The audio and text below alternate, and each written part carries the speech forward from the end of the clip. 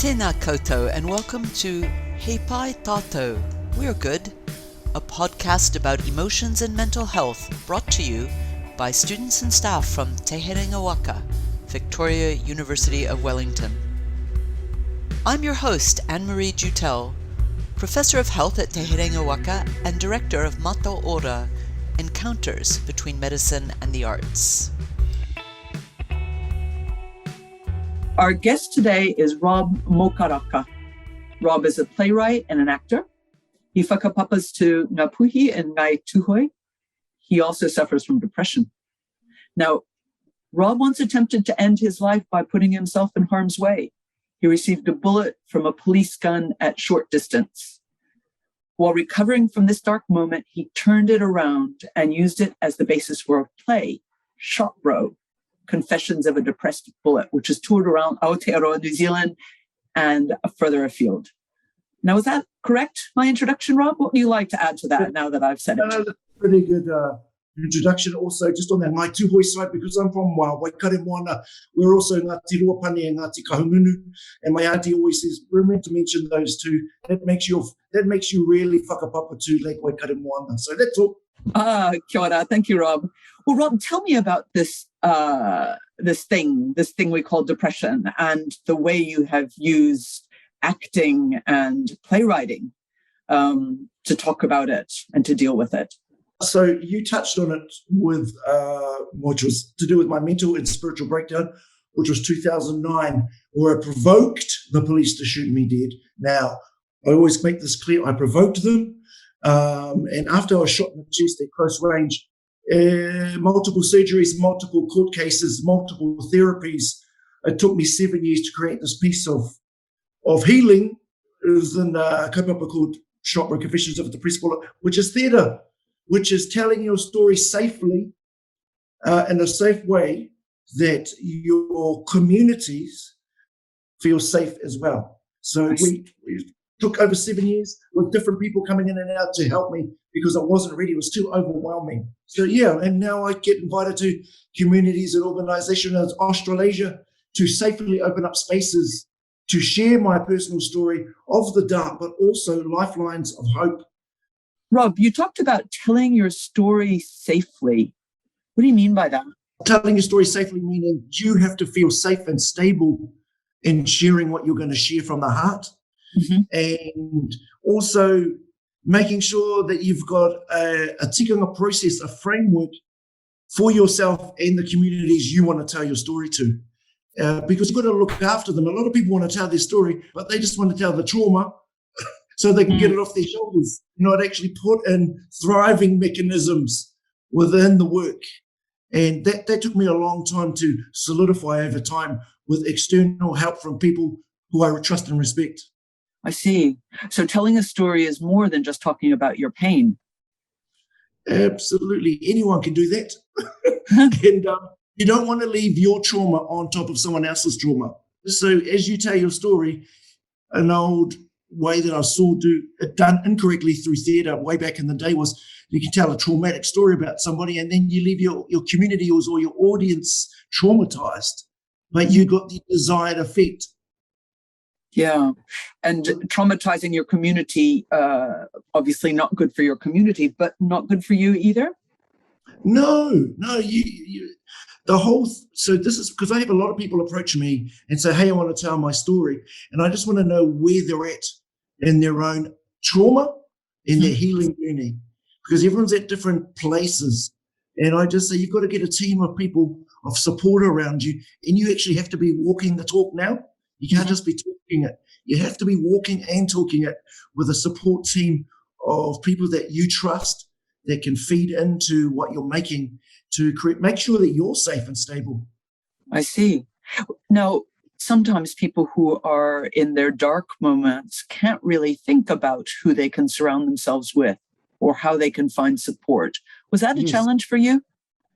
Yes. Luckily, I had multiple good friends who had so much aroha for me, who were in the arts and entertainment, who were writers, who were directors, producers, and actors, and they just tried to help me along the way because they believed in me.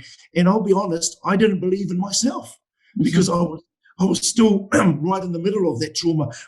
At the same time, I'm thinking that I was quite healed. So, on the journey, it's an ongoing journey, this healing journey. So the main thing is that I'll quote a friend who lost her daughter to suicide in 2013. She says, you can't sit on your hands and expect to heal. Healing is action. What kind of action does theatre offer you? Well, it's for me, I've combined theatre with tikanga Māori. So with my culture, and I've reinforced it with so much compassion and hope that I'm receiving it too. I'm not just giving it out. I built a tool, a waka ora, to help me heal.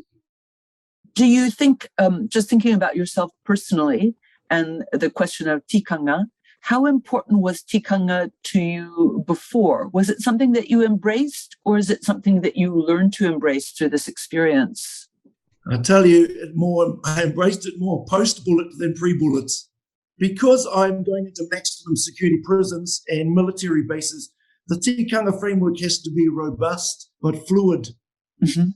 And what I mean by that is I'll share this, a friend's father who passed away, a rangatira, he said to my friend as he passed away, tikanga will save your life, boy. And I believe that to be true when you have a safe framework, when you're going into maximum security prisons to present the taniwha of suicidal ideation to these men, which I do. But once again, it is imbued with so much aroha and light and hope, it's going to hold the space. Yeah. Do you think that is the key? Why tikanga is the thing that will save you? It's because of aroha, or is it because of connection? How does that link between tikanga and aroha express itself in your experience? Well, first of all, tikanga executed in the right manner is aroha. And I say to people, there is no mana without aroha. Otherwise, it's just ego. So I'll tell you what, my tikanga is extended when I go into probation centres, prisons, military bases. I usually ask for mihi whakatau. I like to have the men present and the staff. So we're acknowledging the space with mana and aroha, regardless of everybody understands everything in Te Reo Māori. But the main thing is they're being honoured as a human being. And are some of these men perhaps Māori but not able to do their pepeha or not connected to their tikanga? Is there a disconnect that you help with, or am I just imagining that as a situation? Oh no, there's some of that exists, but also I'm going into kaupapa Māori units. Oh, good, yeah. And tikanga Māori. So not just these island brothers, sometimes there's our Pākehā brothers in there who feel, because under the korowai of tikanga Māori and Te Ao Māori, there's healing tools within our language, our culture, and it's reconnecting us all back to the bigger picture is how we whakapapa to our ancestors and where we came from. And as soon as you place connection, then you get self-worth. You're not alone. You're not alone, regardless of which gang you're in. When I'm presenting, they've all got their affiliations, a lot of them tattooed on them. But under the auspices of tikanga Māori, we are Māori, and this is a holistic presentation. And I'm honouring them as human beings. Tāne ki tāne, men to men. Men. And what do you hear from the men that you work with? What kinds of things do they say back to you after they've had a session of your wananga in this, in this environment, in a kind of desperate environment, isn't it? Of being imprisoned and having done things for which they might be whakama. What do they say? Well, for probation and for prisons, when I do that kaupapa in particular, we have, I call the 3 highlights. What are 3 highlights you got out of the kaupapa?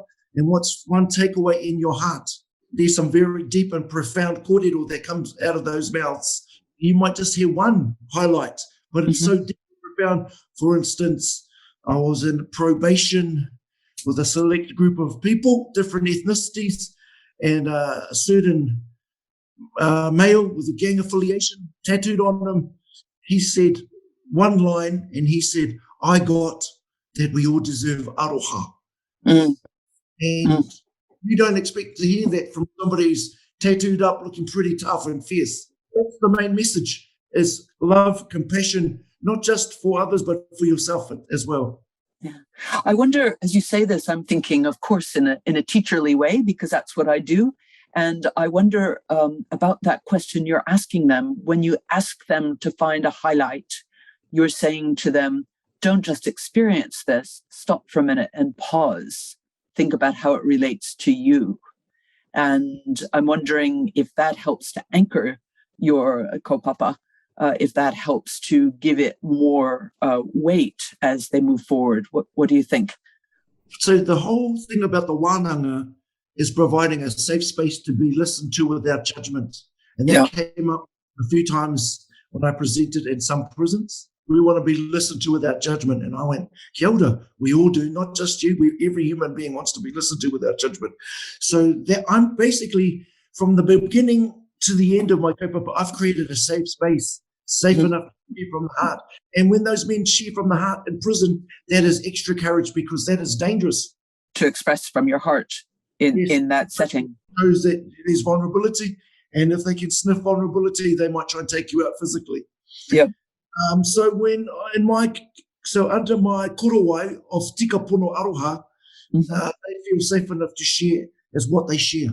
And as they're sharing, they're doing multiple things, but one is they're giving the other brothers permission to share, and they're helping me heal too, because some of our stories are the same but very different, but within their reflections is something that perhaps I haven't really explored fully. And I go, wow, I'm going to take myself. So we're sharing healing thoughts with each other as well as with me. So as you connect, you realize more about yourself in the same way as they learn more about themselves, and together there's an advancement which benefits both parties. If I got that right? Absolutely. And because within the 75 minutes of the kaupapa, I've gained the trust, because I'm just speaking authentically from myself with tika or aroha. So yes, it's to be true, it's nice to be correct, but if there's no compassion in it, there's too sharp to hold for anyone. Otherwise, I'm just telling them, this is how you do A, B, C, D, goodbye, thank you. No one, I wouldn't listen to that. I'd shut off. Rob, this is fascinating, and I'm very grateful to you for coming to Kōrero with us today. I wonder if you had one, or maybe I'll give you 2 points you wanted to make to students at Te Herenga Waka. What would those be? First of all, you are loved. Second of all, even if you're feeling isolated and alone, you are not alone. And the third one is, and I tell every community and the brothers in the prison, you are allowed as much help as you need, as often as you need, because you are goddamn worth it. Kia ora mai tātou, he tahu tēnei, kia tātou katoa. E o nui, e o roa, e o take, e o wānanga. Anei mātou i ahua nei tēnei taku ki tō aro tapu. Kia rahine koe ia mātou e whai ana i te aka tapu ki ngā hua. O yo nuku, o yo rangi, o yo atua no nehera. Kia au atu ki te matapuna o te ora. Ano e yo he aro matua, he aro tipua, he aro tawhito. Kia whai oranga, he aro tapu ki a koe yo